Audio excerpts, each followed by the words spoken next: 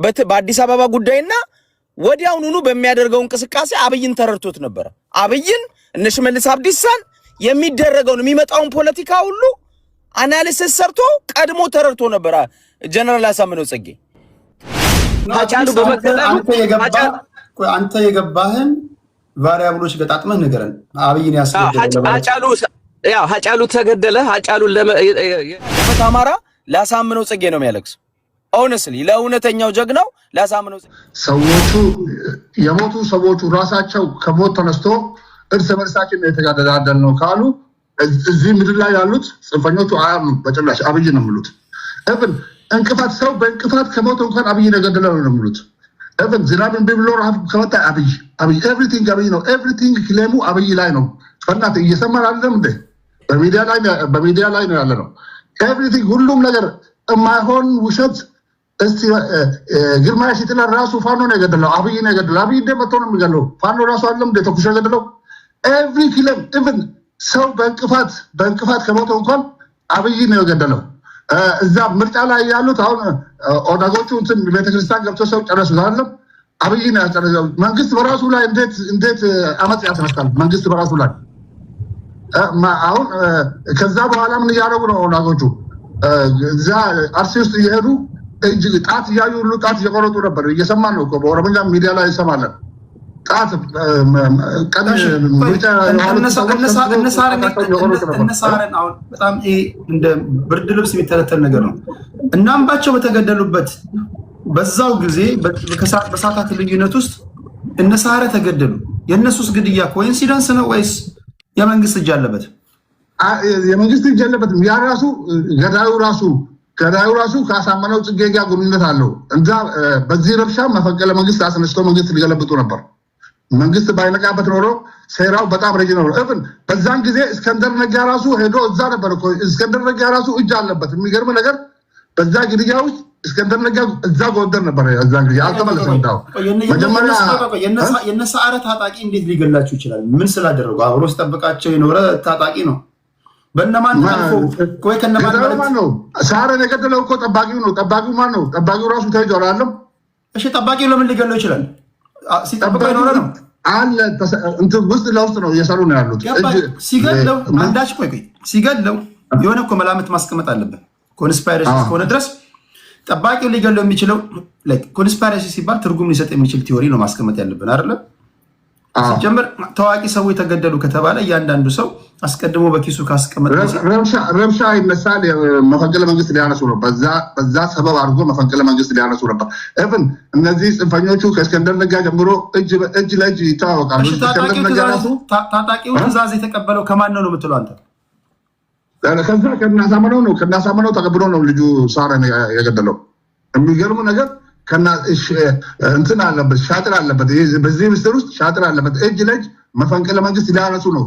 ውስጥ ለውስጥ እየሰሩ ነበር። ኢቭን ትዝ ይላል እስከንደር ነጋ አዲስ አበባ ነበር፣ ሮጦ እዛ ነበር። የዛን ጊዜ መንግስት መፈንቅለ መንግስት ሲነሳ እሱም ስልጣን ፍለጋ ነው። ኢቭን ለኢትዮጵያ ህዝብ አንድም ሰው እንትን የሚታገል የለም። ሁሉም ለስልጣኑ ነው።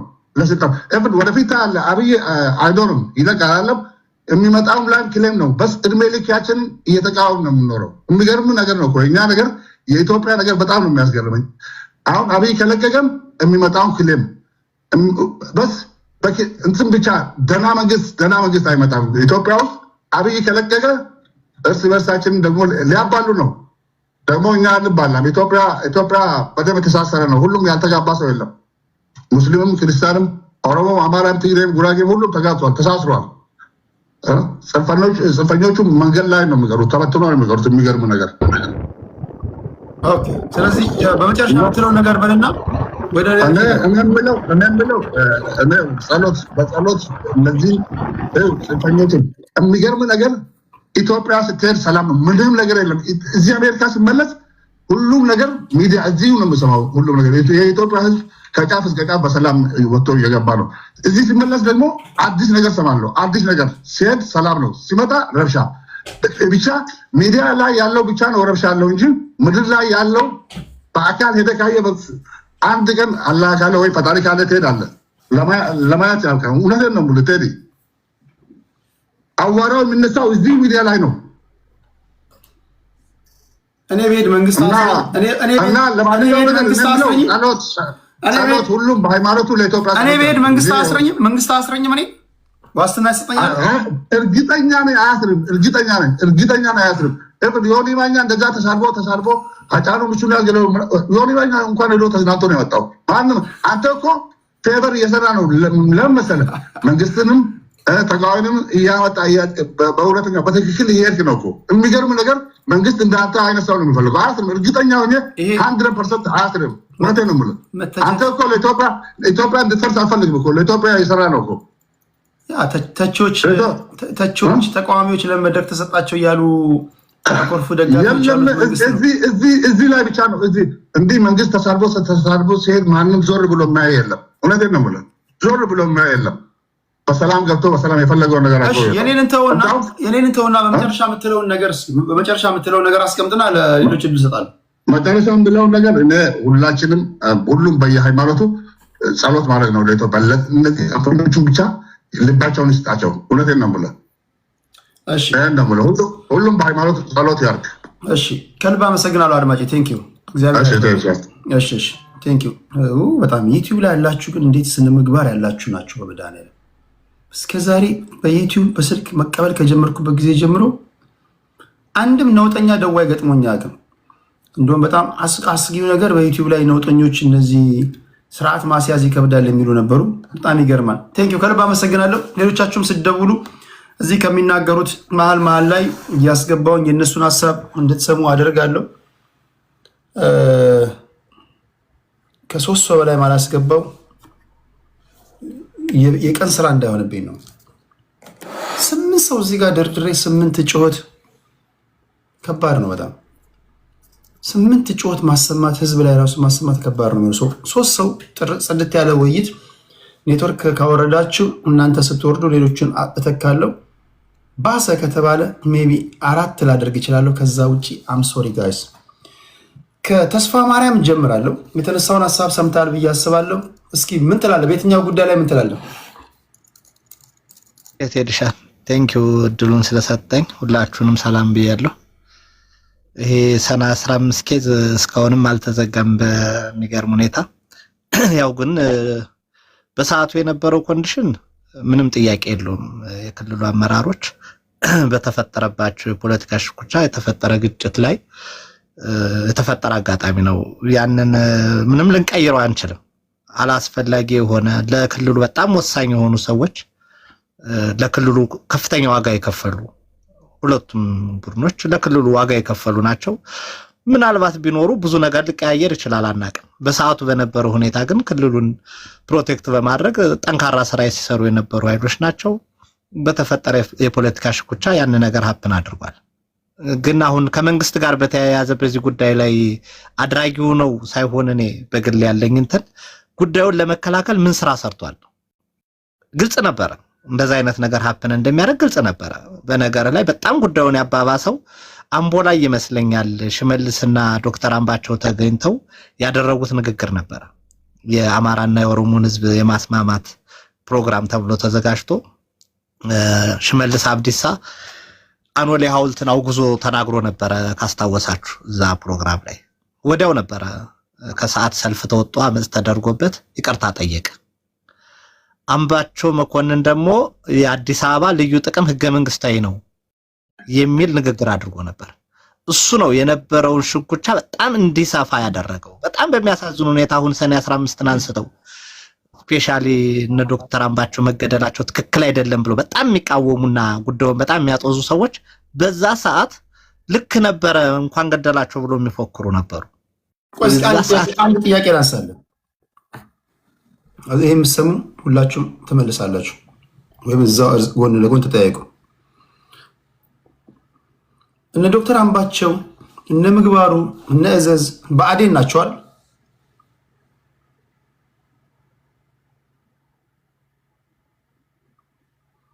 ብአዴን ናቸዋል። ብአዴን ናቸዋል። አብዛኞቻችሁ እናንተ የአማራ ፖለቲከኞች ብአዴንን መግደል አንደኛው የትግል መንገዳችሁ ነው አይደል? ይገደሉ ነው የምትሉት። ሲገደሉ ተገደሉብን ነው የምትሉት። አይጋጭም? ይሄን ትሰማለች። ተስፋ ማርያም እውቀት ያለ ፖለቲከኛ ነው። አሁን ጠይቃቸው እዚህ ጋር ብአዴን የሚያስገድል ነው። ዛሬ ብአዴን ውስጥ ያለ አንድ ሰው ድንገት ሞቶ ተገኘ ቢባል ሲሞት የገዢው ፓርቲ ሰዎች አስገደሉት ነው የሚባለው። ሲኖር ይገደል ነው የሚባለው። ይሄ እውነት ነው ውሸት ነው? ተስፋ ማርያም እስኪ ንገረኝ። ስነ ልቦና ያላቸው ብዙ ሰዎች አሉ።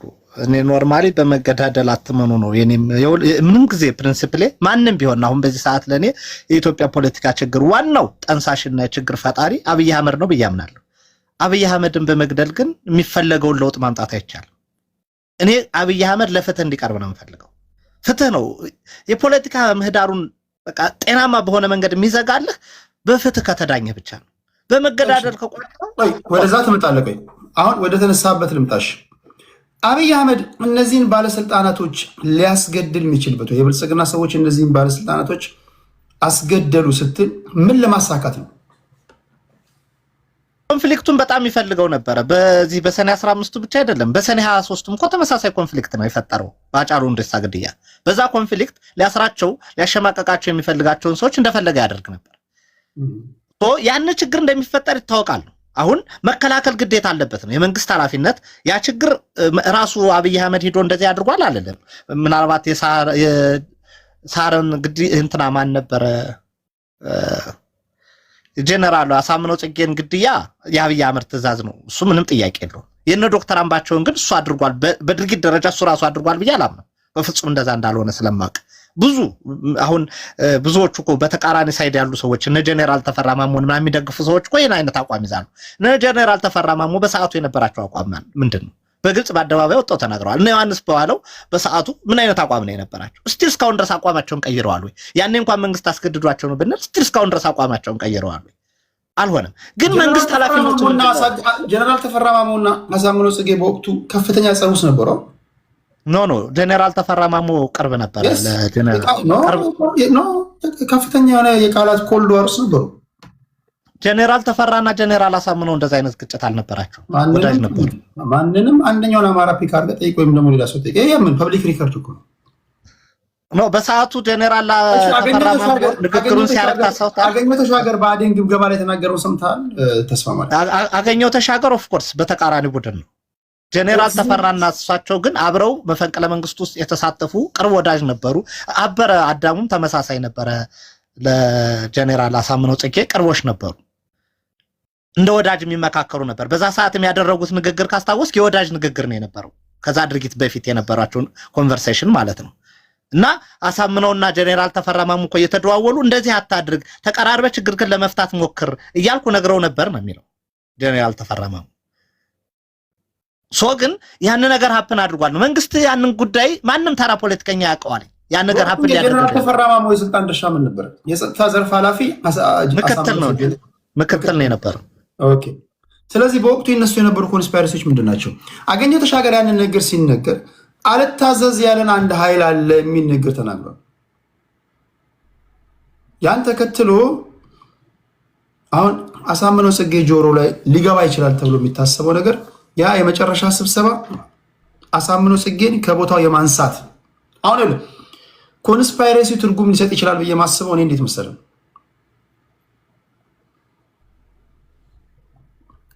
ሁለተኛ ወገን አስገድሏቸው ሊሆን ይችላል የሚለውን ነገር እንደ በፖለቲከኛ ቋንቋ እየፈታታን ስናየው ትርጉም የሚሰጥበት አንድ ፓርት አለ። ለአሳምነው ጽጌ ይሄ ስብሰባ አንተን ከስልጣን ለማንሳት የተወጠነ ነው፣ ሴራ ነው ብሎ የሚነግረው አካል ሊኖር ይችላል። ስለዚህ ሳይቀድሙህ ቅደም ብሎ የመከረው አካል ሊኖር ይችላል። ያሳምነው አካሄድ ሳይቀድሙ ለቅደም አይነት ነገር ሊሆን ይችላል። በናገኘው በነ አምባቸውን በኩል ደግሞ አሳምነው ጽጌ አልታዘዝም የሚል ንግግር አልታዘዝም ማለት ነው። እዚህ ክልል ላይ ሁለት መንግስት ነው ያለው። ህግ እናወጣለን፣ እኛ የምናወጣውን ህግ አንዱ የሚያደርግ አካል አለ። ዳይሬክት ሌላ አሳምነው ጽጌ የተነገረ ንግግር ነው። አሁን እዚህ መሀል ላይ ሴራው ሶስተኛ አካል ሊኖር ይችላል የሚለው በተወሰነ መንገድ ውሃ የሚያነሳው ነው፣ እንደዚህ በዋዛ ማታየው ነገር ነው። በተረፈ ደግሞ በሌላ በኩል ደግሞ እርስ በርሳቸውን የተገዳደሉት ለሚለው ደግሞ ለዛኛውም ደግሞ እንዲሁ በቀላል ማታየው ሴራ ከዛ በፊት ያሳምነው ጽጌን ንግግሮች እያንዳንዱን በአግባቡ ያደመጠ ሰው አማራ ክልል ላይ እርስ በርስ የመታኮስ ነገር ሊኖር እንደሚችል ማንም ሰው ሊገምት ይችላል። ይሄን ስታይ ምናልባትም እርስ በርሳቸው ያለ መቀባበል ነገር አለ። እነዚህ ነገሮች እንዴት ነው የምታስታርቀው ነው ጥያቄው። ሴራውም ካለ በእነዚህ መሃል ያለ ይመስለኛል። እስኪ በዚህ ላይ ልዩነቶች ነበሩ። በግልጽ እኮ ነው እናሳምነው ጽጌ ጉዳዩን የአማራ ህዝብ በተለያየ ቦታ ላይ ግድያ ይፈጸምበት ነበር። ያን ኮንዲሽን እንዲቆም የፖለቲካ አመራሩ ቁርጠኝነት የለውም የሚል ግምገማ ነበራቸው። ጋይስ ከረፈደ በኋላ ፖለቲከኞች አንድ ጊዜ ከረፈደ በኋላ 8-9 ሆናችሁ አትምጡ። አንድ ጊዜ 8 ሰው ካስገባኝ ማደሬ ነው። አም ሶሪ ጋይስ፣ እነዚህን አንዴ ልጨርስና እናንተን አስገባችኋለሁ። እሺ ቀጥለ ተስፋ ማርያም በጣም ነው ማከብራችሁ። አይ ነው እዛ ጋር ጠብቁኝ፣ አስገባችኋለሁ። ኦኬ አዲስ ታይም ሲያዩዋችሁ። እሺ ያን ግልጽ የሆነ ልዩነት ነበረ በእናሳምነው ጽጌና በእነ ዶክተር አምባቸው። ከዛ ላይ በዛ ምክንያት ምን የሚል እንቅስቃሴ ተፈጥሮ ነበረ እዚህ አማራ ክልል ውስጥ ሶሻል ሚዲያው ጭምር። አንዴ ቆይ ላስገባቸውና እንደዚህ ላድርግ። አሁን 8 ሰው ካስገባችሁ ልታሳድሩኝ ነው ጋይስ። እንዴት አድርጌ ቆይ ስብጥሩን ሳስገባ አንድ አይነት ሐሳብ እንዳይሆን መጠንቀቅ አለብኝ። እሺ ቀጥል ተስፋ ማርያም። እሺ አስገባችሁ። ቀጥል ተስፋ ማርያም። ሶሪ እና ያንን ሽኩቻ ነበረ፣ ግልጽ የሆነ ሽኩቻ ነበርና በዛ ምክንያት ምን አይነት እንቅስቃሴ ውስጥ ተገብቶ ነበር? ጀነራል አሳምነው ጽጌ የክልሉ ፕሬዝዳንት ይሁን የሚል ሙቭመንት ተፈጥሮ ነበር። ግልጽ የሆነ ግጭት ነው። ሊያስወግዱት ነው የሚለው ብቻ ሳይሆን ፕሬዝዳንት እሱ ይሁን የሚል እንቅስቃሴ ውስጥ ተገብቶ ነበር። ማን እንቅስቃሴ ፈጠረው? ማን እንቅስቃሴ? ሶሻል ሚዲያ ላይ ያሉ አክቲቪስት ነኝ ምናምን የሚል ኤግዛክትሊ ቴንክ ዩ።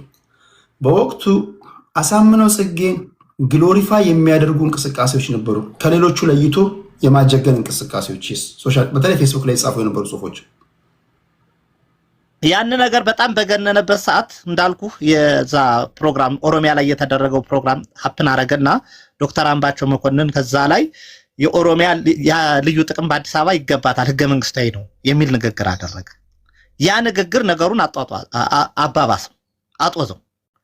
በዛ ኮንዲሽን የጀነራል አሳምነው ጽጌ ንግግር አማራ ከ100 ዓመት ታሪክ በ100 ዓመት ውስጥ አይቶት የማያውቀው አደገኛ ጠላት መጥቶበታል የሚለው ንግግሩ አብዛኛው አማራ ወጣቶች ወይም ደግሞ አብዛኛው አማራ ፖለቲከኞች ጆሮ ገብቶ አሳምነውን ብቸኛ ህዝቡ ከገባበት ችግር አውጪ አዳኝ አድርጎ የመሳል ነገር ነበር።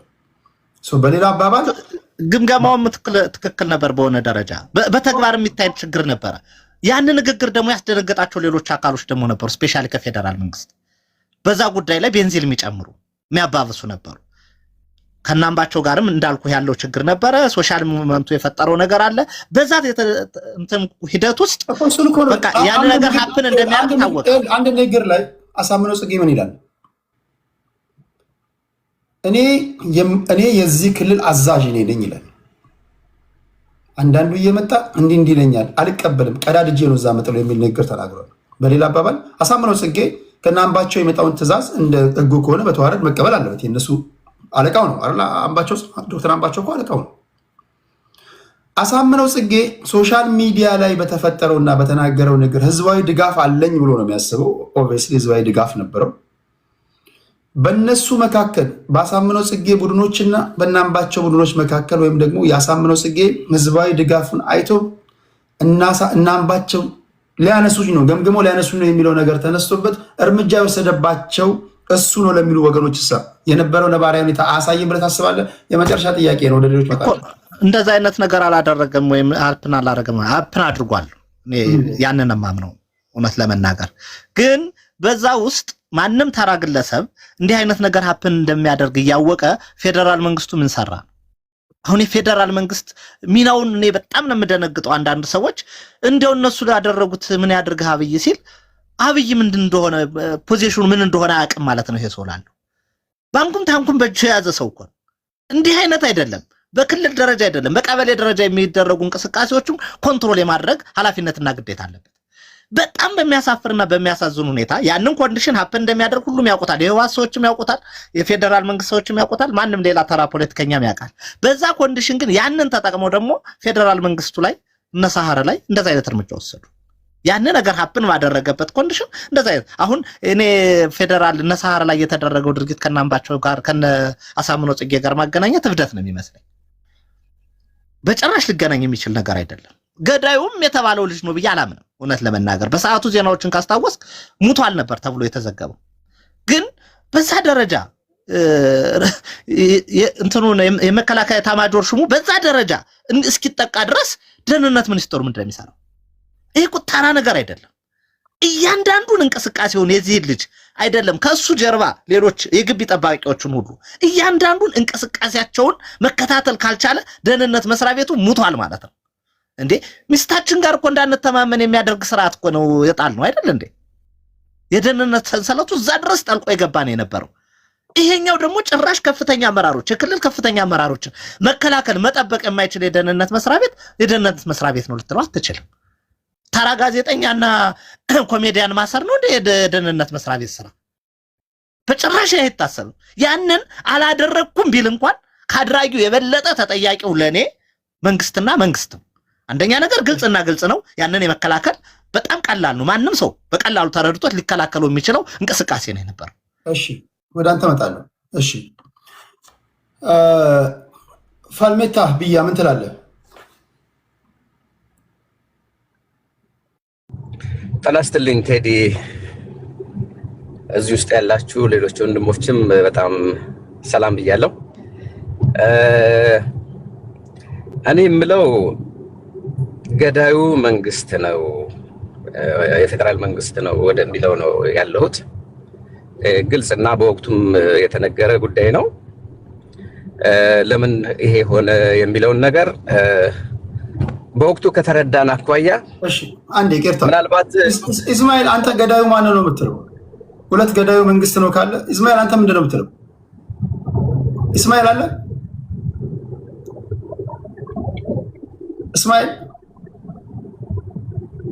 እስማኤል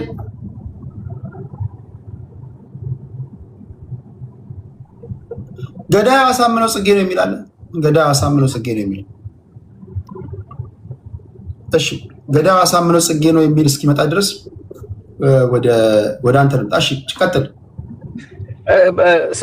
እና አምባቸው የገደለው አሳምነው ነው። አሳምነው እንዴት ገደለ የሚለው ነገር ለምን ገደለ የሚለው ነገር ሌላ ጨዋታ ነው። ምክንያቱም ጨዋታውን በመሀል የተጫወተው በወቅቱ የፌደራል መንግስት ነው የሚለው ለምን ለመወሰን የወሰንኩት በወቅቱ ሁለት ነገሮች አሉ። አንደኛው አሳምነው ጽጌ በወቅቱ ራስ መውጣት የፈለገበት ጉዳይ ነበረው። እነኚህ ደግሞ ከአማራ ክልል አመራሮች ጋር ግጭት ውስጥ የከተተው አግሬሲቭሊ የሚሄድ አማራ ተጠቅቷል። የዛሬ ከ500 ዓመት በፊት የነበረ ችግር ድጋሚ ሊመጣ ነውና ይሄን ነገር መገደብ አለብን ብሎ አሁን ያለውን ፋኖ ወደ ማቋቋም ይሄ የፌደራል መንግስት ወይም ደግሞ የክልሉ መንግስት ራሱ በሚገባ ሳያውቅ በተሰጠው ስልጣን ተጠቅሞ ፋኖን አሁን እንደዚህ እነ ዘመነ ካሴን እኮ ሰብስቦ በስነ ስርዓት አደራጅቶ ሲያስመርቅ በወቅቱ በምርቃቱ ላይ የተናገረው ንግግር አለ። እናንተ ናችሁ የምትጠብቁት ይሄን ህዝብ። ስለዚህ ይሄንን የ500 ዓመት ታሪክ እንትን አንስቶ ሲጠቀምበት የነበረና አግሬሲቭሊ ሲሄድ ነበር። ያ ደግሞ የክልሉን መንግስት በጣም አስበርግጎት ነበር የበለጠ።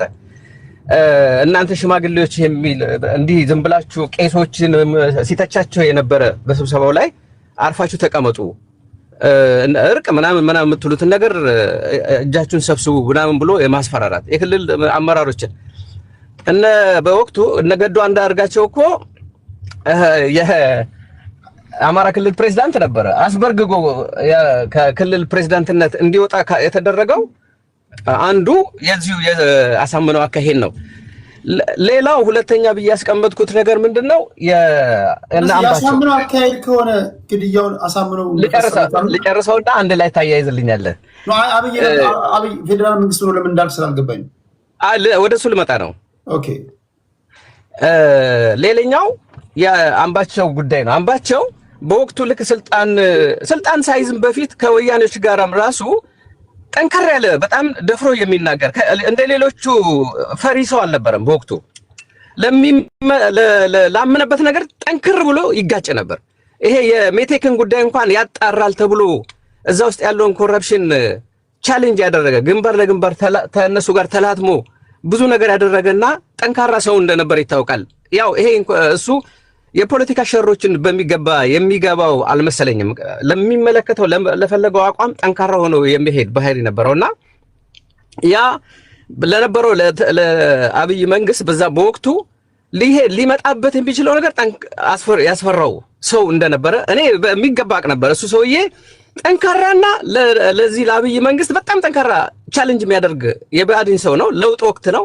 ሁለተኛ ደግሞ ዲያስፖራው የአማራ ዲያስፖራ ያለው አማራ ጠንከር ባለ መልክ የነበረውን የዚህ የለውጥ መንግስት የሚባሉትን እነዚህና አብይን በጣም ቻሌንጅ ያደርጉ ነበር። እንደውም ምን ይላቸዋል እናንተ ጠቅላይ ሚኒስትሩን እነሱ ይዘው ውጭ ጉዳይ ሚኒስትሩን ይዘው እንዴት ነው እናንተ የሚል ትልቅ እንትን ነበራቸው።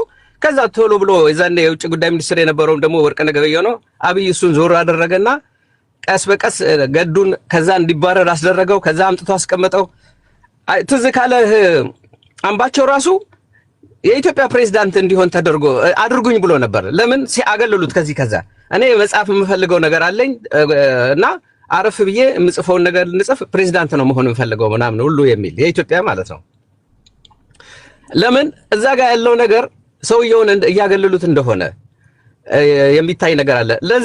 ስለዚህ ለክልሉ ሰዎች አምባቸውና የናምባቸው ግሩፕና ያሳምነው ጀነራል ያሳምነው በመሃላቸው ግጭት እንዳለ የክልሉ ፌደራል መንግስትና አብይ ያውቁ ስለነበረ ያንን እንዲጋጩና በመሃል የራሳቸውን ጨዋታ ለመጫወት ሁለቱንም ወደ ማግለል ነው። አሁን ቢሆን እኮ ገዳዩን እናምባቸውን የገደለውን ሰውዬ አሳምነውን ይዘው አምጥተው ፍርድ ቤት አቅርበው የሆነ ነገር እርምጃ መውሰድ ነበረባቸው።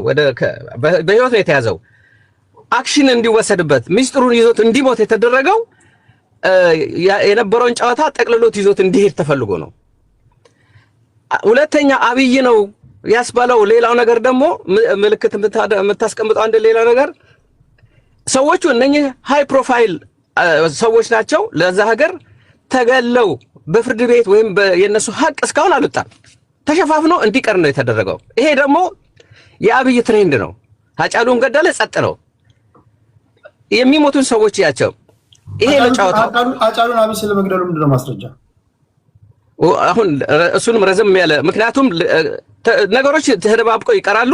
በሱ መሃል ደግሞ ሃጫሉ በመገደሉ አንተ የገባህን ቫሪያብሎች ገጣጥመህ ንገረን። አብይን ያስገደለ ሃጫሉ ተገደለ። ሃጫሉ የጦስ ዶሮ ነው የተጠቀሙበት፣ ገደሉ። ኦሮሚያ ውስጥ በዛን ወቅት የነበረውን የኦሮሞ ትግል በነጀዋር የሚመራው የቄሮ ትግል ጠቅላላ ለሱ ጠንካራ ያሉ የፖለቲካ ፓርቲዎችን በሙሉ ወደ እስር ቤት የከተተበት ቢሮአቸውን የዘጋበት እና ኦኤምን ከአዲስ አበባ ኢትዮጵያ ውስጥ ከነበረበት የዛኔ ቻሌንጅ ከሚያደርገው እንዲዘጋ ያደረጉበት ዘሆል የኦሮሞን ፖለቲክስ ሽባ ለማድረግና በሙሉ ወደ እስር ቤት ከ100,000 በላይ ወጣቶችን እስር ቤት የተወሰደበት ከየሰፈሩ እየተለቀሙ የተገደሉበት በሱ ግድያ መነሻ ነው። ያንን ካደረጉ በኋላ ነው ወደ ምርጫ ለማድረግ የፈለጉት። ያ ለማድረግ አብይ ሌላ ስንት 40,000 መንገዶች እያሉ ሃጫሉ መግደል ምን አስፈለገ? እንደውም ሃጫሉ ሪሌቲቭሊ የስርዓቱ በተወሰነ መንገድ ጠባቂና ደጋፊ ነው። እሱ መግደል እነሱ ለእንደሱ አይነት አዘጋጅቶት ነበር። እሱ ወጥቶ መናገሩ ነው። ምን ላይ ሲናገር እኔ የማንም ተገዢ አልነበርኩም፣ ማን ነው የሸጠኝ ያሻሸጠኝ ደላላለው ወይ ብሎ መናገሩ ነው። የኦፒዲዮ ሰዎች እንዳልሆነ አውቀቁ ማለት ነው። ለምን ሃጫሉም ደግሞ ጫና ነበረበት፣ ጠፋ በመሃል ይሄ ልጅ እንደ ኦፒዲዮች ገዙት እንደ ወይም ይሄ ፌሮ ምናምን የሚለው ነገር አንተ ፌሮ ነጋዴ ሆንክ እንደ ምናምን የሚል ነገር ሲመጣ አይደለሁም እኔ የህዝብ ነኝ፣ እስካሁን እኔ ለህዝቤ ውድ ልጅ ነኝ፣ ማንም ገንዘብ ሊገዛኝ የሚችል ልጅ አይደለሁም ብሎ መናገሩ ይሄ ልጅ አቅጣጫ ስቷል። ሁለተኛ ደግሞ ዋና መነሻ የሆነ መለኮሻ ስለሚፈለግ ነው። ዋናው ሃጫሉ የተመረጠበትና ለመገደል በሙሉ የታሰረ እስከዛሬ እኮ የኦሮሞን ፖለቲካ ብልጽግና ከተደበቀበት የወጣበት ነው። በቃ ወደፊት ለመምጣት ይሄን ማድረግ ምርጫ ደግሞ ላለማድረግ ችግር ውስጥ ይገቡ ስለነበረ በወቅቱ የነበረው ምርጫ ቻሌንጅ ያደርጋቸው ስለነበረ ነው። ስለዚህ ወደ እነ ጀነራል አሁን ኢታማዦር ሹሙ ግድያ ከዛ ጋር የተገናኘ አይደለም። እሺ የኢታማዦር ሹሙ ግድያ የሰማኸኝ ነው። እሺ እመጣለሁ ወደ አንተ ደቂቃ አልቋል። በነገራችን ላይ ከዚህ በኋላ ማስገባችሁ ሰዎች ይሄ በጣም ለቃላት ምርጫችሁ ተጠንቅቃችሁ የምታወሩበት ውይይት ነው። ይሄም ባይሆንም ዝም ብሎ የምትመርጧቸው ቃላቶች ፖለቲካዊ መሆን አለባቸው።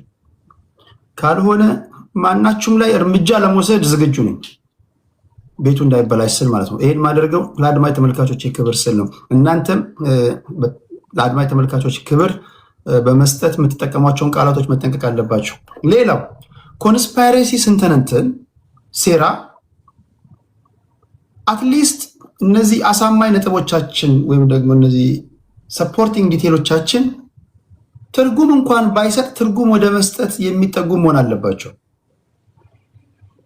ከበደን የገደለው አየለ ነው ስትል እንደዛ ለማለት ያስቻለ ነገር ምንድን ነው? አይ ከሱ ውጭ ማን ሊገለው ይችላል ካልክ ይሄንማ ዝም ብለው እነማንም ይሉታል። እናንተ ፖለቲከኞች ከሌሎች የምትለዩበት በፖለቲካዊ ቋንቋ ኮንስፓይሬሲን በመተንተን ብቃታችሁን መሆን ያለበት። ዝም ብሎ አልፎ ያጅ የሚናገረው መናገር ከተናገራችሁማ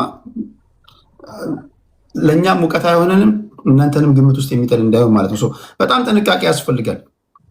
ያለና የነበረ ነገር ነው ሴራ፣ ነገም ከነገ ወዲያም ይኖራል። እንደዚህ ያሉ ነገሮችን ስንተነትን ሌላው ይገባኛል። ሁላችሁም ያላችሁበት አሰላለፍ አለ።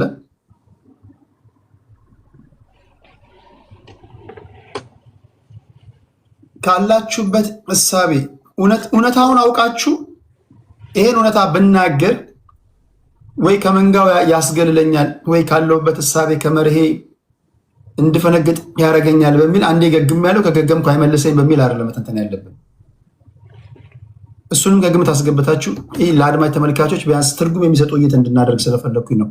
በተረፈ እዚህ ሪኩዌስት የላካችሁ አስገባችኋለሁ አንድ ባንድ። ማክሲመም ቢበዛ ፕሊስ ከ4 ሰው በላይ ማስቀመጥ አልፈልግም።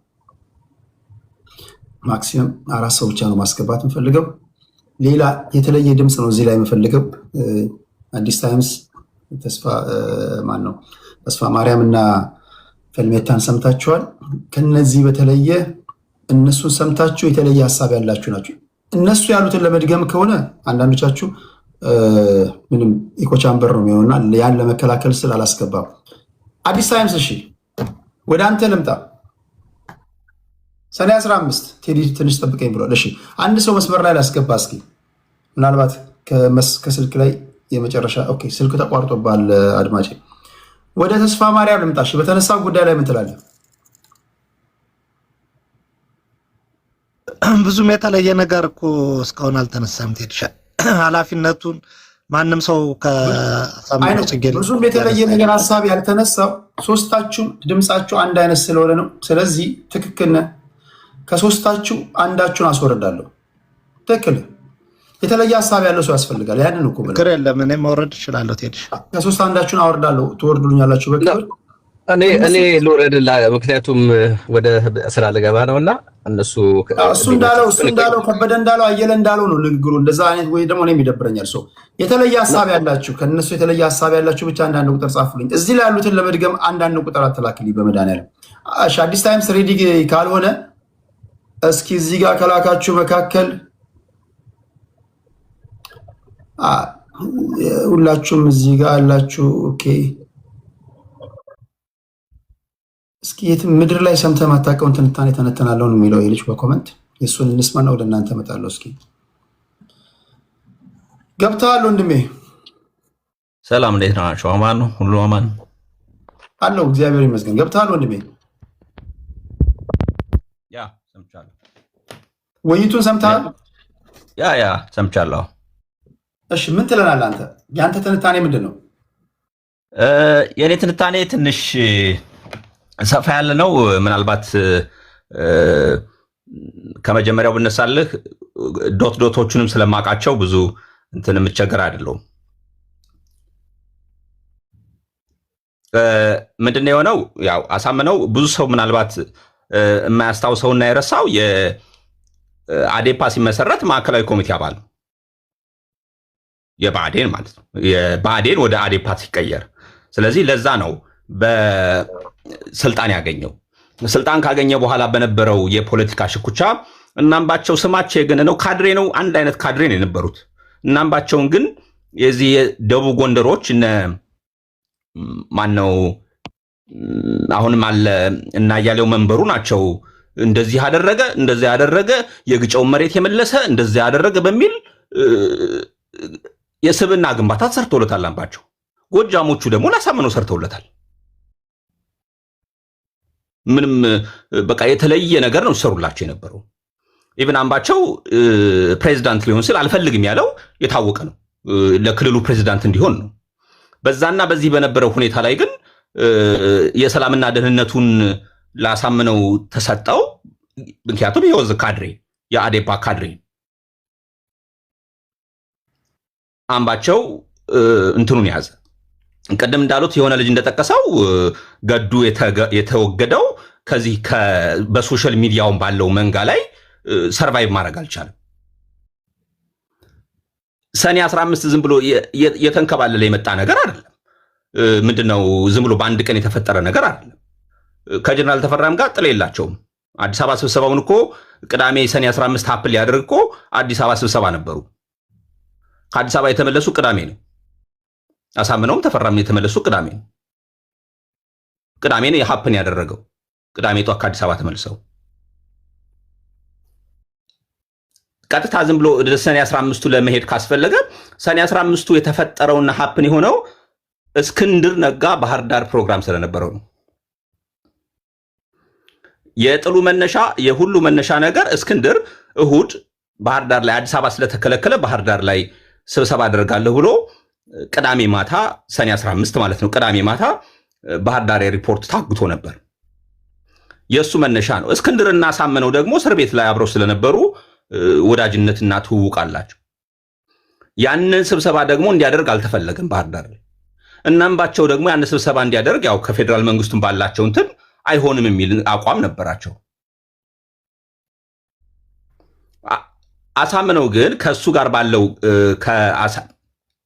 ከእስክንድር ጋር ባለው ግንኙነትና ጓደኝነት እንትን ላይ ቅርርብ ምክንያት እኔ ኃላፊነቱን ወስዳለሁ የሚል ሰጣ ገባ የገቡበትና ጭቅጭቅ የሆነው ወይም ደግሞ የተጣሉበት ዋናው መነሻው የለም እንጂ የታሰበበት እንትንም አይደለም።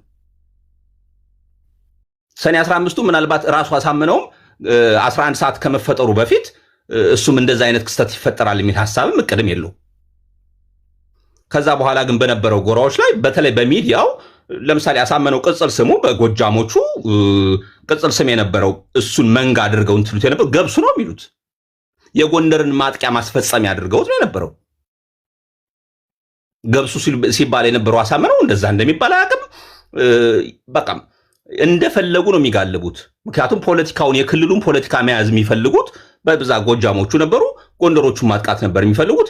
ስለዚህ በወሎየው ገብሱ በሚል ቅጽል ስም በሰጡት አሳምነው እንደፈለጉ ይመነሽሩታል። እሱም ደግሞ የሶሻል ሚዲያው ሙቀቱን መቋቋም አልቻለም። ስለዚህ አት ዘ ሴም ታይም አምባቸውን ያከብረውና የወደው የነበረው አሳምነው በተቃራኒው እስኪቆምና እስከሚጠላው ድረስ የሄደበት መንገድ ምንድነው? ሊያሳስርህ ነው እያሉት በብዙ አስፈራርተውታል። 9 ዓመት እስር ቤት የማቀቀ ሰው ነው። መታሰርን ይፈራል። ከዚህ በኋላ መታሰርን የሚፈልግ ሰው አይደል።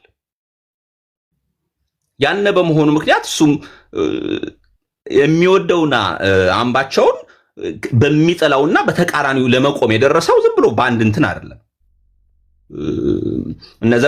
በነዘመነ ዙሪያ የነበሩ ሰዎች በሙሉ እነ ክርስቲያን ታደለ እነ በለጠ ሞላ በሙሉ አንድ መንጋ ነው የነበረው። አሁን ሌላ አቋቋም ቢቆም ያሳምነውን ስብና ግንባታ የሚገነቡ ከዛ ላይ እሱንም ደግሞ ግፋ በለው የሚሉ ነው የነበሩት። አት ሴም ታይም እሱም ትንሽ ባርግራውንዱ አካባቢ ላይ ለምሳሌ አባቱ በህይወት እስከነበረበት ጊዜ ድረስ የስነ ልቦናን ተጽዕኖ አለው ብዬ አምናለሁ። አባቱ ልጄ ይነግሳል እያለ ነው፣ መርጌታ ጽጌ ልጄ ይነግሳል እያለ ነው የነበረው እስከሚሞት ድረስ። እንደው ሞቅ ሲላቸው ምናምን ልጄ ይነግሳል ይላል። ያንም የስነ ልቦና ጉዳት አድርጎበታል ብዬ አምናለሁ። እንደዛ አይነት ወደ እንትኑ ደርሳለሁ የሚል ስነ ልቦና አለበት ጉዳት ወይም ደግሞ የአባቴ ቃል ወይም ደግሞ ተፈጻሚ ይሆናል የሚል ሐሳብ በውስጡ ያደረ ይመስለኛል። እንደው እንደ ቲፕ አንድ እንትን ልጨምርልህ። ምክንያቱም ፖለቲካሊ ብዙ ሰው አሳምነውን የሚያውቀው አይመስለኝ። ከተፈታ በፊት ከተፈታ በኋላ አንድ ሌላ ነገር ልንገር። ከመፈታቱ በፊት 1997 እኮ ላሊበላ ላይ በረከት ስምዖንን ቡግና ወረዳ ላሊበላ ላይ ከተሸነፈ በኋላ ያን ምርጫ እንደገና ምርጫ እንዲካሄድ የተደረገው በጀነራል አሳምነው ምክንያት ነው። ላሊበላ መጥቶ ምንድነው ሰብስቦ ምንድነው ያደረገን ነው? ባደረገው ስብሰባ እኮ መጥቶ እንዴት በረከት ስምዖንን ሳትመርጡ ቀራችሁ ተብለን እኮ ስንት መከራና መከራ እኮ ነው። ከዛ በኋላ እንደገና ምርጫ በሚለው ሆኖ በረከት እንዲያልፍ የተደረገው በአሳምነው ምክንያት ነው። በዛ ሰዓት ግን ብዙ ሰዎች ለእስርም የተዳረጉት በምክንያት ነው። እንዴት የሀገሪቱ ጄኔራል የፖለቲካ ቅስቀሳ ያደርጋል በሚል ምክንያት ዋጋ ከፍሏል። እሺ አንዴ ቃል ኦኬ። ወደ ሁለተኛው ሲሄድልም አሳምነው ኢቭን በአዴን ላይ በኋላ አዴፓ ላይ እየሰራ በነበረበት ሰዓት ላይ ከስር ከተፈታ በኋላም በነበረ ሁኔታቸው ውስጥ የነበሩት ምንድነው የግንቦት ሰባት ስራ አስፈጻሚ ነው የነበሩት። ይሰሩ ነበር ግንቦት ሰባት ጋር። እኛ ከኤርትራ ወደ ኢትዮጵያ ስንገባ በነበረው እንትን አሳምነው ለግንቦት ሰባት ተዋጊዎች መልሶ ማቋቋም መሪ የነበረው አሳምነው። ግን ያንን ሁኔታዎችም ትንሳይል አይ እሱ እዛ በባዕዴን ፖዚሽን ሲያገኝ የግንቦት ሰባት ሰዎች ምንድነው ያሉት? የኛ ሰው ስልጣን ያዝልን ነው ሲባል የነበረው። እሱም ኢቭን ትራይባሊስት አስተሳሰብ የሌለው ሰው ነው። ግን ትራይባሊስትን መጠቀሚያ ምክንያቱም ምንቱን ገብቶታል፣ ፖለቲካው ገብቶታል፣ ስማርት ነው፣ ጂኒየስ ተማሪ የነበረም ነው። በነገራችን ላይ ምናልባት ስኬታማና በሚፈልገው መንገድ ስላልደረሰ ነው እንጂ ጂኒየስ የነበረ ተማሪ ነው፣ የጠበቅ የነበረ ተማሪ ነው። በዛ በነበረበት ሁኔታዎች ግን ነገሩ ስለገባው በብሔርተኝነት ውስጥ አስተሳሰብ በሚያልፍ አስተሳሰብ ለማለፍ ሄዶ እሱም በማይፈልገው ሁኔታ ተጠናቀቀ። እሱን የገደለው እና አብይ ናቸው ያስገደሉት። እሱ ግን ሌሎቹ እንዲገደሉ ያደረገው እሱ መማር ነው ሲመራ የነበረው። መማር የሚባለው በኋላ በሚያስከፋ አይነት ግድያ የገደሉት ልጅ መማር ነው ሲመራ የነበረው። አሳምነውም የዛው ዋና መሪያቸው ነው የነበረው። ምንም ኮንትን የለውም። እሺ ወደ አንተ እመጣለሁ። ሌሎች ሚያነሱትን እንሰማና የመጨረሻ አንዳንድ ዙር ሰጣችኋለሁ። ወደ ተምር ልምጣ። ተምር 7 ደቂቃ አለሽ። ሬዲ ከሆንሽ። ሬዲ ነኝ ቴዲ። ሰላም ነው። ቴንኪው ስላስገባኝ። ኦኬ አሁን እዚህ ቤት ያየኋቸው ሁሉም ማለት ይቻላል አሳምነውን ገዳይ ነው ምናምን ነገር የሚል ነገሮች ነው የተደረጉት። እና እዛ ነበራችሁ ወይ ነው ለሁላችሁ ምላጭ ስታሳስቡ ነበር ወይ እናንተ? ቢካዝ ሽመልስ አብዲሳ አባይን ተሻግረን ቁማሩን በልተናቸዋል የሚል ንግግር ተናግሯልና ያ ንግግር ከምን አንጻር ነው የተነገረው? ጥል ደግሞ እዚህ ሚዲያ ላይ ሁሉ ጊዜ የአብይ አህመድ ካድሬዎች አማራን እርስ በርስ ተገዳደሉ የሚል ዲስኩር ሲደሰኩሩ ነው የሚውሉት እና እንደዚህ አይነት ድምጾች ነው አሁን የሰማሁት። እና እኛ አሳምነውም አምባቸውም የአማራ መሪዎች አብይ አህመድ አሁን እዚህ እንደፈለገ ኦሮሚያ ክልል የህዝብ ደም የፈሰሰ አንድ ቀን እንኳ ወይም ህዝብ ሽመልስ አብዲሳን ሳያነሳ ገረድ አይነት መሪዎች እንዲኖሩት አማራ እነዚያውን ሲልግ አንደኛውን ወደ ላይ ፈጣን ወደታች ያመጣዋል። 7 ጊዜ ነው 6 ጊዜ ነው የቀየረው። እንደነዚህ አይነት ኃይሎች ከታች አማራን እንደፈለገ እንዳረግ የሚፈቅዱለት እንዲኖሩ ከላይ ያሉ ጥያቄ የሚጠይቁ የአማራን ህዝብ ጥቅም አሳልፈው የማይሰጡ የአማራ ህዝብ ያለበትን አሁንም እየደረሰበት ያለውን ቀድመው ተነበሩ ምንድን አጥቷቸዋል አብይ አህመድ። ይሄ አሁን ገና ውስጥ ለውስጥ ሽኩቻ ስላለ አብይ አህመድ ይህን ጉዳይ ለመፈጸም አላማ ስላለ ድምፅሽ ጥራት ይቆራረጣል። ድምፅሽ ጥራት የለውም። ይሰማችኋል እዚህ ያላችሁ?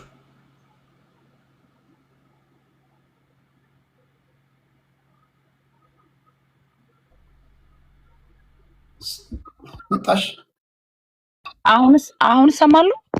አሁን ይሻላል። ቀጥል እስኪ። እስካሁን ያወራሁት አልተሰማም? ይሰማል ግን ይቆራረጥ ነበር። አሁን አሪፍ ነው። ኦኬ እሺ። እና አብይ አህመድ አሁን እንዳሉት አይነት ገረድ መሪዎች እንዲኖሩ እንደፈለገ እንደ ህፃን ልጅ የሚያሽከረክራቸው እንዲኖሩ እነዚህን የአማራን ህዝብ ጥያቄ አሳልፈው የማይሰጡ ጀግኖችን እርስ በርስ እንጨቃጨቁ አድርጎ ከዛ በጥበብ በልቷቸው ገሏቸው። ጭቅጭቆች ነበሩ፣ ግን እርስ በርስ እንደዚህ የሚያገዳድል አልነበረም። አብረክ ስትሰራ በአንዳንድ ነገሮች እንትን ይኖራሉ፣ ግን የሚያገዳድል አልነበረም። አብይ አህመድ በተደጋጋሚ ምን ነበር የሚለው? አሳምነው ጽጌን ያዙት ይላቸው ነበር። ያዙት፣ የምሰጠውን ባጀት የሚሊሻ ማሰልጠኛ እያደረጋችሁት ነው ለሱ እየሰጣችሁ እያለ በተደጋጋሚ እናምባቸውን ራሱ ቁም ስቅላቸውን ያሳጣቸው ነበር። ቢካዝ እንዲጣሉ ይፈልግ ነበር። ግን ያም ሆኖ እሱ በፈለገው ልክ አይደለም። ግን እሱ ይችን እንደዚህ ሚዲያ ላይ ተጣልተው ነበር፣ ግጭት ነበረ ውስጣቸው ምናምን እየተባለ እዚህ ጋር እንዲወራ አሁን እየመጡ እዚህ የሚያወሩት ሰዎች እንዲደሰኩሩ እንዳመቸው እየተጣሉ እሱ በሚፈጥራቸው ነገሮች እሱ ያዙት ይላቸዋል። እሱ ደግሞ ጀነራል አሳምነው ጽጌ አሁን እየተፈጠረ ያለውን ነገር ቀድሞ ያውቅ ነበር። እያንዳንዱ መስሪያ ቤት ውስጥ ራሳቸው እና አብይ አህመድ ከ4 ኪሎ እስከ ትግራይ ከትግራይ እስከ ኦሮሚያ ስለ አማራ በራሳቸው ቋንቋ የሚነገሩ ነገሮችን በሙሉ የራሱን ኃይል የራሱን ደህንነት አስቀምጦ በኦሮሚያ ሲዋሩ በኦሮሚኛ ራሱ ኦሮሚኛ ሲዋሩ ኦሮሚያ ክልል ላይ ስብሰባ ላይ ስለ አማራ ስለ ወደፊት አማራ ምን ሊያደርጉ እንደሚችሉ ሁሉ የታቀደውን እቅድ ይሰማ ነበር። ለዛም ነበር እየወጣ የሚናገረው እቅዳቸውን አማራን ሊያጠፉት አማራን ሊጨፈጭፉት እንደነበረ ያውቅ ነበር። ስለዚህ አማራ ከባለፈው የባሰ ተከበናል፣ አንድ መሆን አለባችሁ፣ የታሪክ ስህተት እንዳፈጽሙ ህዝባችን ሊጨፈጨፍ ነው ይል ነበር። ያ ነው ሀፕን የሆነው። አሁን ያንን ስለነቃባቸው ያደረጉት እርስ በርስ የተጋጩ በማስመሰል ያዙት በማለት ያዙት አሳምነውን በማለት አብይ አህመድ መጨረሻ ላይ ግን ሁሉንም ራሱ ነው የበላቸው። አሳምነው ጽጌ እኮ እዚህ በሶስቱም በአራቱም አቅጣጫ እዚህ እኛ የማናውቀው ኃይል እዚህ ባህር ዳር ውስጥ ገብቷል ብሎ እኮ ተናግሯል።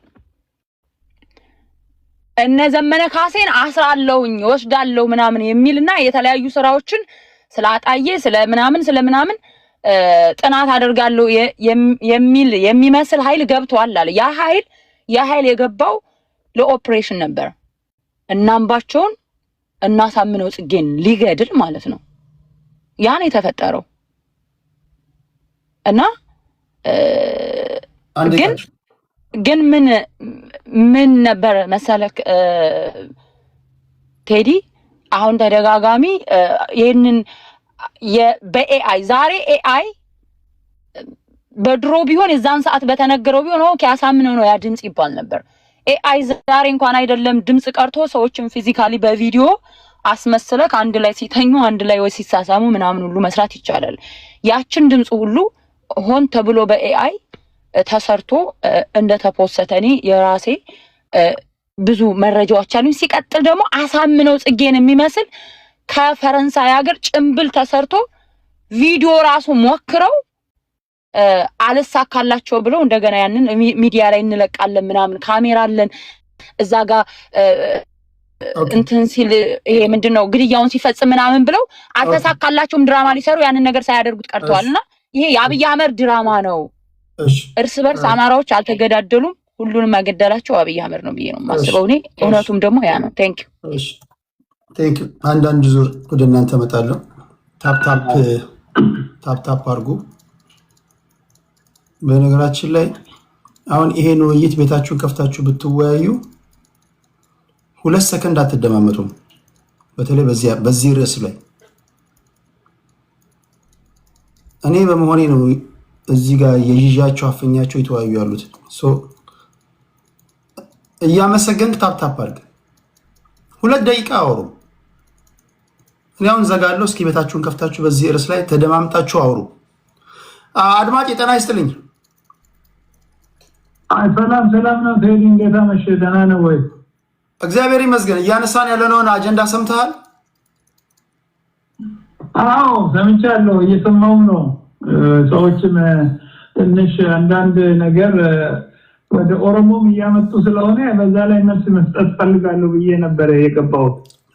ጉዳዩ በብልጽግናና በብአዴን መካከል ነው። ህዝብና ህዝብ አታርጉት ፕሊዝ። ስለዚህ ገዳዮቹ ኦህዴድ ነው ከተባለ የኦህዴድ ደጋፊ ከሆንክ እስኪ እንደ ኦህዴድ መልስ። በነገራችን ላይ ህዝብ አሁን ይሄ እኮ አይ ኦሮሚያ ውስጥ የሚያወሩ ስላለች አሁን ሲስተር የተናገረች አሁን ይሄ ውሸት ነው። እንደውም በኦሮሞ ህዝብ ላይ ሰውየው ጥላቻ ሲዘር የነበረ ሰው ነው ሟቹ። የዛሬ 500 ዓመት የሚለው ምንድነው? የዛሬ 500 ዓመት ምን ነው? ኢትዮጵያ ውስጥ የዛሬ 500 ዓመት ምን ስለሆነ ነው እሱ ፈርቶ እንደዛ አይነት ብዙ ወሬ ሲያወራ የነበረ ሰውዬ ነው። ነገር ግን አሁን የሰው መሞት ያሳዝናል። ኢትዮጵያውያን ናቸው የተገዳደሉት። ከየትኛውም ይሁን ሰው ነው የሞተ አይደለም፣ ሰው ልጅ ነው የሞተ። ኢትዮጵያውያኖች ናቸው እነዚህ ሰዎች። ግን ይሄ የብሔር ፖለቲካ ስለሆነ መታሰብ አለ። ግን የነዚህ ሰዎች የእርስ በራሳቸው መገዳደል ከነሱ ጀነራል ተፈራ እና የአማራ እዛ ከሱ ጋር የነበሩ ሰዎች ያወሩት እስከዛሬ ይሄ ሰውዬ ጀነራል አሳምነው በስልክ ለሚዲያ የተናገረ ድምጽ አለ። እርምጃ ወስደንባቸዋል ያለ ሰውዬ አብይ ነው ያስገደለ ማለት ይሄ ውሸት ነው። ይሄ ፖለቲካ ይሄ የብሔር ፖለቲካ ትልቁ ችግሩ ምንድነው? ከዛ አካባቢ የሚነሳ ለምን ከኦሮሞ ስልጣን ያዙ ነው። ይሄ ነው ችግሩ። ይሄ ከሁለቱ ጽንፈኛ አሁን አብይ እዛ ውስጥ በምንም ተአምር የአብይ እጅ እዛ ውስጥ የለም። እርስ በራሳቸው ነው። እነ ጀነራል ተፈራ ያወሩት እስከዛሬ ያወሩት ውሸት ነው ያወሩት። ሰውየው አራሱ ስራውን መስራት አልቻለም፣ እያደራጀ ነው። እና ማንዋቄ ነው አቶ ዋቄ የሚባሉ አንድ ሰውዬ ሞታዶን እዛ ውስጥ እንዳደራጁት የዛሬ 500 የመጣብን ትግል አለ ኦሮሞ ተነስቶብናልና ነው ብሎ ነው ያን ሁሉ እርስ በራሳቸው በጎጀሜና በጎንደር መካከል ጥቅም ለመፍጠር ቅድም ያወራ ወንድም ትክክል ነው ያወራ። ምክንያቱም ይሄ እነሱና አምባቸው ጎንደሬ ናቸው፣ እነዚህ ደግሞ ከጎጀሙ ደግሞ ስልጣን ይይዛለን በማለት ነው እንጂ የአብይን ኦፒዲዮ ምንም እጁ የለበትም። ራሳቸው ነው እርስ በራሳቸው የስልጣን ሽኩቻ በማድረጋቸው ነው ህይወታቸውን ያጡ እንጂ በሞታቸው ማንንም የሚደሰት የለም። የነሳረን ግድያ ከዚህ ጋር ተያይዞ ይነሳል። የነሳረን ግድያ ማን የፈጸመው? የተቀናጀ ነው። እነሱ እዛ እንዲገደል ነው። አብይም እኮ ለመምታት እኮ ነው እነሱ። አብይም እኮ ሳረን ከገደሉ እኮ አብይም እኮ ለማስገደል ወደ ኦልሬዲ ሬዲ ስልጣን እኮ ከኦሮሞ እጅ ገባ። ከኦሮሞ ለመቀበል እኮ ነው። እንደውም እኮ አሁን ይሄ ከኦሮሞ ፖለቲከኛ እንደውም በደንብ አወሩም እንጂ እኮ አብይ እኮ ሊገደል ይችላል እኮ ሚሱ ከተገኘ እንደ አሳምነው ነው ያዘጋጀ። ይሄ ሳረን ገደለ እኮ አሳምነው ይሄ ሰውዬ ነው ያዘጋጀ።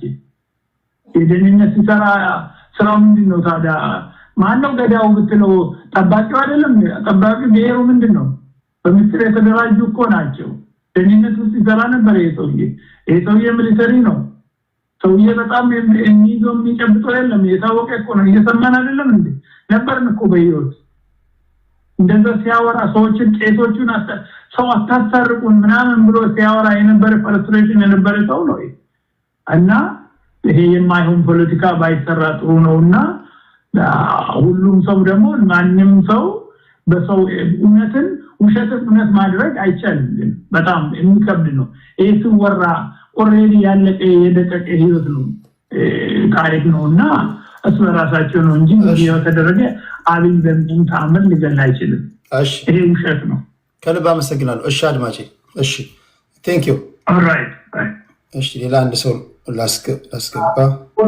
ጤና ይስጥልኝ። ሄሎ ሄሎ ቴዲ፣ ጤና ይስጥልኝ። አብሮስልን እንዴት ነህ? እግዚአብሔር ይመስገን። እያነሳን ያለነውን አጀንዳ ሰምተሃል? አዎ፣ ስለ ግድያዎቹ ጋር ተያይዞ ነው አይደል? ስለ የትኛው ግድያ ማለት?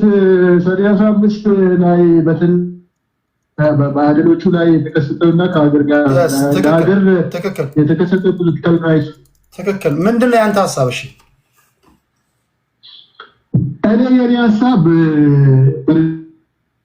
ጥሪ ባለች በምሰጥ ድምፅ ጥራት የለውም። አድማጭ ድምፅ ጥራት የለውም። ኔትወርክ ነው መሰለኝ። እስኪ አውራ።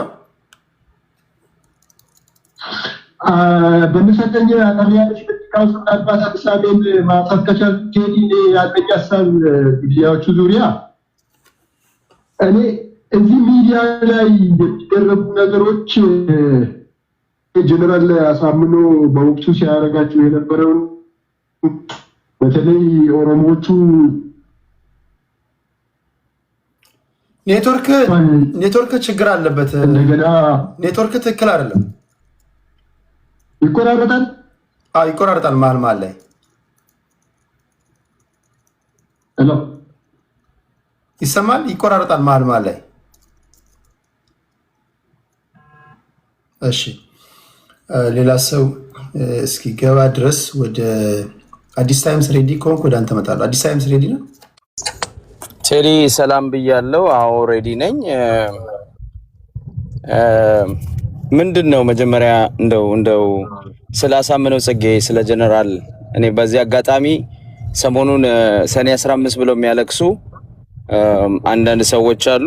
በእርግጥ ሰኔ 15 ለአማራ ሕዝብ በአማራ ክልል በመፈጠሩ አመራሮች ተገድለዋል። ይሄ በጣም ያሳዝናል። ግን ለቅሶ የሚያስቀምጥ አይደለም። በዚህ አጋጣሚ መልእክት ላስተላልፍ። እርስ በርስ የሚገዳደሉ አብይ የሚያስገድላቸው ምናምንም የፈለጋችሁትን በሉ። በቃ ይሄ ያለፈ ታሪክ ነው። ለቅሶ የሚያስቀምጥ አይደለም። አንዱን ደግፎ አንዱን እየረገሙ የቁርሾ ታሪክ ለማስቀመጥ የሚሄዱ የኋላ ቀርና የባዴን ሰዎች በዚህ አጋጣሚ መልእክት ጀነራል አሳምነው ጽጌ አማራ አምጦ ከወለደው ጀግኖች መካከል ግንባር ቀደሙ ነው። የሞተበት ሁኔታ የሄደበት ሁኔታ ምናምን እሱ ነገ በታሪኩን በደንብ ይዘረዘራል ብዬ አስባለሁና ግን አማራ ለአማራነት ከሞቱ ሰዎች ለእውነት ከነሩ ስል ለአማራነት ብቻ አይደለም ለኢትዮጵያዊነት ቅድም ወንድማችን ሲናገር ጀነራል አሳምነው ጽጌ ትራይባሊዝምን ማያምንም ብሏል። እውነቱን ነው። አስተሳሰቡ በኢትዮጵያዊነትም በጣም የጸና እምነት ያለው ሰው ነው እናውቃለንና ለአማራነት የሞተ በተግባር የኖረ ጀግና ነውና የተፈጠረውን ነገር ፖለቲካ ችግሩን በእርግጥ እንዴት ሞተ እንዴት የነበረው ችግር እንዴት ነበር የሚለውን ማንሳት እንችላለን። አዎ እነዚህ በአማራ ክልል ውስጥ መስመር ላይ ተጠብቀኝ አድማጭ ወደ አንተ መጣለ ቀጥል አዲስ ኦኬ በአማራ ክልል ውስጥ የበአዴን ሰዎች ጎጥ ይዘው ሰፈር ይዘው መንደር ይዘው ከዚህ ሰፈር ነን ብለው ጀነራል አሳምነው ላይም ተንጠልጥለው ሌሎቹ ደግሞ በሰፈራቸው በአዴኖች ተንጠልጥለው ግሩፕ ፈጥረው ተጣልተዋል። አዎ እንትን የሚል ነገር አይደለም፣ የሚካድ ነገር አይደለም።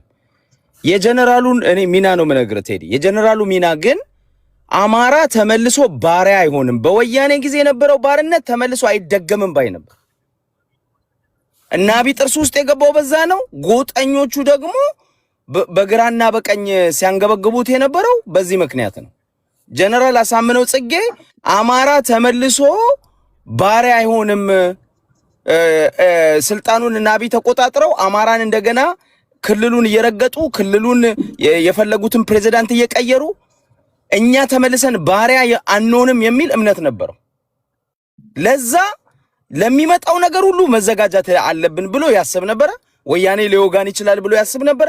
እና አብይ ጋር መግጠም ካለብንም መግጠም አለብን ብሎ ያስብ ነበር። ለምሳሌ ጀነራል አሳምነው ጽጌ ልዩ ኃይል ሲያሰለጥን እነ ብርሃኑ ጁላ አስፈራርተውታል። ያሰለጠነው ልዩ ኃይል ደግሞ በጣም አደገኛ ልዩ ኃይል ነው። መጨረሻ ላይ ሄዶ ቅራቀር ላይ ወያኔን መጥቶ የመለሰው ልዩ ኃይል ጀነራል አሳምነው ጽጌ ያሰለጠነው ልዩ ኃይል ነው። ኤክስ ወታደር የነበሩ በኢህአዴግ ውስጥ አማራ በመሆናቸው የተባረሩ ሚሊተሪ ሳይንስ የተማሩ ብዙዎቹ በውትድርና ውስጥ ያለፉ ሰዎችን ሰብስቦ ትልቅ ተቋም ነው የፈጠረው። አማራ ልዩ ኃይልን በደንብ አጠናክሮ ሰርቷል። እነ ጀነራል ብርሃኑ ጁላ አሳምነውን ጠርተው ግምገማ አድርገዋል። ምን እየሰራ ነው? ምን አይነት ያንተ የምትገነባው ጦር የመከላከያ አይነት ነው? እንግዲህ የመከላከያ መሳሪያ አልታጠቀም፣ ግን 10 ጊዜ መተው ያስፈራሩት ነበር፣ አቆም ይሉት ነበር። እሱ ደግሞ ምን ይላል? ኦሮሚያ ክልል 40 ጊዜ ልዩ ኃይል ሲሰለጥን እኛ 2 ጊዜ ስልናሰለጥን የምታስቆሙበት ምንም ምክንያት የለም፣ ክልላችን ነው። ሀገሪቷ ኦሮሞ 40 ጊዜ ልዩ ኃይል ካለው እኛም 40 ጊዜ ይኖረናል የሚል እምነት ነበር። ትግሬ 50 ጊዜ ካለው እኛም 50 ጊዜ ይኖረናል ብሎ ያምን ነበር። ራሱን አማራን በኃይል ማደራጀት አለብኝ፣ አማራ ራሱን የዛሬ 500 ዓመት ዘመን በፊት የነበረው አማራ ላይ የተቃጣው ጥቃት ተመልሶ እየመጣ ነው ይል ነበር። አብይን በመደገፍ ጀነራል አሳምነው ጽጌ አብይን ይደግፍ ነበር። ገና አብይ እሱን ስላስፈታው ብቻ ሳይሆን አብይ ወደ ስልጣን ሲመጣ ሪፎርሚስት ነው ብሎ የለውጥ አካል ነው ብሎ ይደግፈው ነበር። በኋላ ላይ ግን በትንሽ በአዲስ አበባ ጉዳይና ወዲያውኑ በሚያደርገው እንቅስቃሴ አብይን ተረድቶት ነበር። አብይን እነ ሽመልስ አብዲሳን የሚደረገውን የሚመጣውን ፖለቲካ ሁሉ አናሊሲስ ሰርቶ ቀድሞ ተረድቶ ነበር። ጀነራል አሳምነው ጽጌ ከብአዴን ሰዎች ጋር የሚጣለው የነበረው የአብይ እነ ጀነራል እነማን ነው የክልሉ ሰዎች እና አሳምን እምናን ነው እነ ገዱ አንዳርጋቸው እና አምባቸው መኮንን እነ ደመቀ መኮንን የአብይ ገረድ ሆነው ያስቸግሩት ነበር። የአብይን አጀንዳ ተሸካሚ ሆነው የአማራን ሳይሆን የአብይን አጀንዳ አስፈጻሚ ሆነው ከነሱ ጋር ይጋጭ ነበር። እኛ የማንም ባሪያ አንሆንም፣ አማራን ነፃ ማውጣት አለብን፣ ለዚህ መሞት አለብን ብሎ ያስብ ነበር። በዛ ውስጥ ግን ልክ እንደተባለው ቀደም የጎንደርና የጎጃም ጎጠኞች አሳምነውን ወደዚህ እየወዘወዙ ስልጣን ለመያዝ ያው በስልጣን በመናምን ይጣላሉ። ዛሬም ድረስ የሚባሉት በሱ ነው። የሚያሳፍረው ነገር እና እውነት ነው። እነሱ የኢንተረስት ነበራቸው፣ የስልጣን ኢንተረስት ነበራቸው። የመንደር ጨዋታ ትናንት የሚጫወቱ ነበረ፣ ዛሬ የሚጫወቱ ነበረ። በዛ መሃል ግን አሳምነው ጽጌ ቴዲ አፍሮ አንድ ዘፈን አለው ለማን ነው ለንጉስ ቴድሮስ የዘፈነው ዘፈን አለ። ተዋከበና ወዲህ ዞር ቢል ሰው የለምና የሚለው ዘፈን እኔ ላሳምነው ጽጌ ይመስለኛል። ከዚ መሃሉ ላይ የሚያሉት በአዴኖቹ ሆዳሞች፣ ጎጠኞች፣ መንደርተኞች አሳምነውንም አሳልፈው የሚሰጡ ነበሩ። ከላይ ያለው የፌደራል መንግስት አሳምነውን ብቻ ሳይሆን አማራን ቆርጥሞ ለመብላት የተዘጋጀ ነበር እና አሳምነው በዛ ውስጥ የተገኘ ሰው ነው።